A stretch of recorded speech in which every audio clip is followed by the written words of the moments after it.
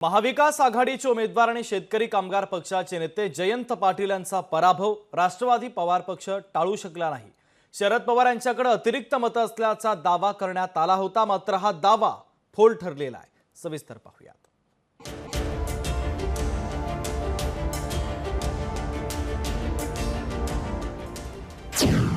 राष्ट्रवादी शरदचंद्र पवार पक्षाची जादू चाललीच नाही।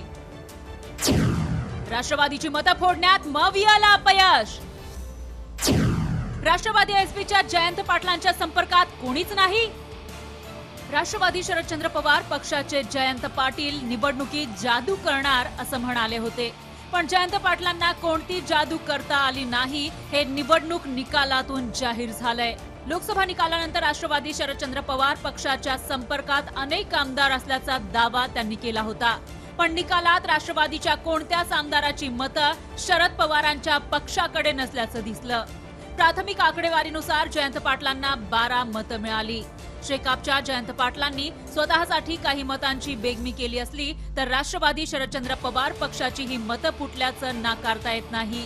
अजित पवारांना मात्र अतिरिक्त 5 मतं मिळवण्यात यश आलंय। आमची महायुतीची एकंदरीत एक युनिटी ही अजातनं सगळे महाराष्ट्राला पाहायला मिळालेली आहे। इथून पुढे देखील विधानसभेच्या निवडणुकीमध्ये अशाच पद्धतीची एकी ठेवून आम्ही सगळेजण पुन्हा महायुतीचं सरकार आपल्या राज्यामध्ये कसं निवडून आणता येईल याकरता परिश्रम करू। सुनील तटकरेंनीही विजयानंतर शरद पवारांच्या पक्षाला टोला लगावण्याची संधी सोडली नाही। प्रत्येकाला आपली जागा आमदारांनी दाखवून दिलेली आहे।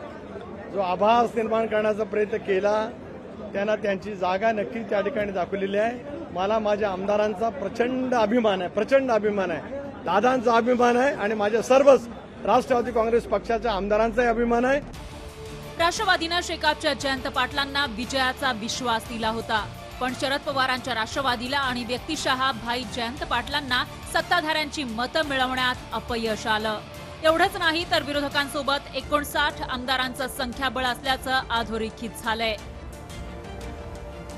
भूषण शिंदेसह अजय अडसूळ, लोकशाही मराठी, मुंबई।